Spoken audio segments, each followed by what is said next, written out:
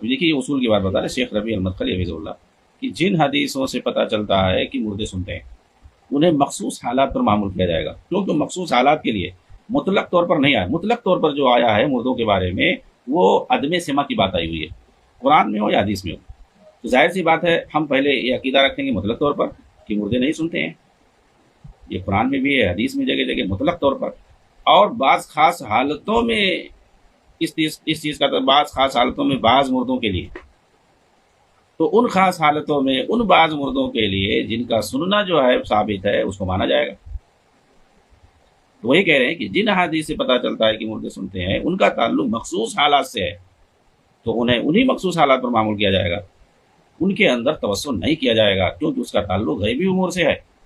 مثلا اللہ کے رسول صلی اللہ علیہ وسلم نے خبر دی کہ میت جوتیوں کی آہٹ سنتا ہے جب لوگ اسے دفن کر کے جانے لگتے ہیں، یعنی سوال جواب کے وقت، جبکہ اس کی روح لوٹائی جاتی ہے اس وقت اس کی روح کو لوٹایا جاتا ہے اور پھر اسے سوال جواب ہوتا ہے،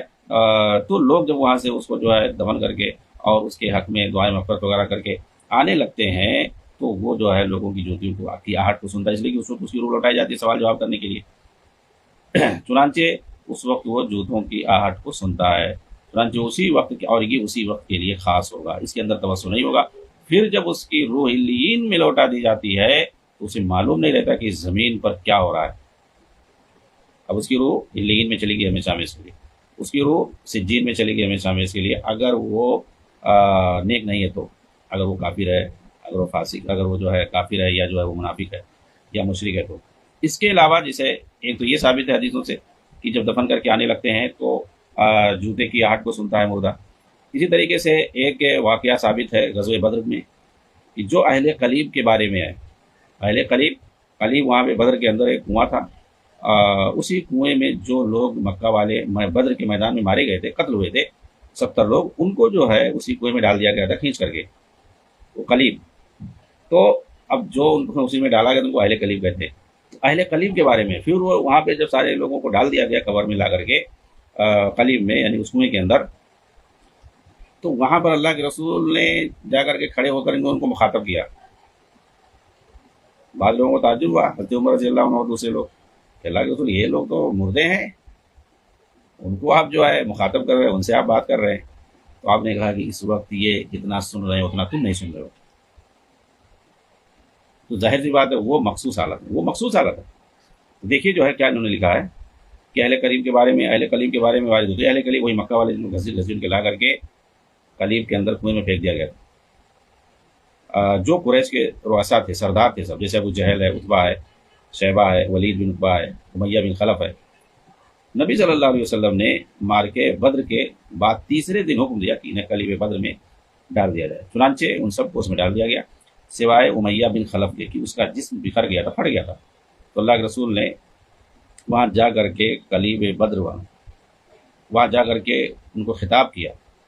اور وہاں کھڑے ہو کر کے کنویں کے سامنے کھڑے ہو کر کے کہا یا فلاں ابن فلاں، یا فلاں ابن، سب کا نام لے کر کے آپ نے کہا،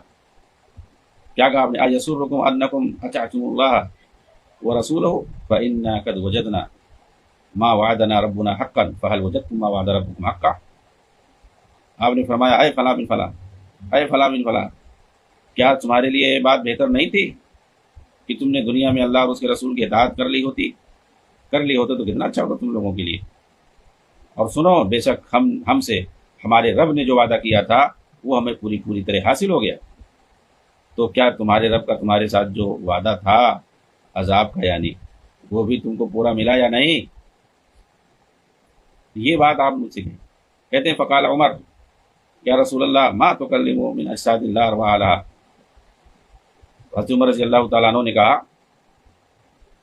کہ اے اللہ کے رسول آپ ان لاشوں سے کیوں خطاب فرما رہے ہیں، ان کے اندر تو کوئی جان نہیں ہے، آپ ان سے باتیں کر رہے ہیں،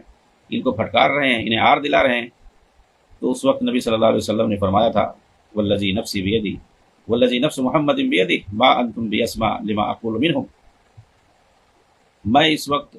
جو کچھ ان سے کہہ رہا ہوں،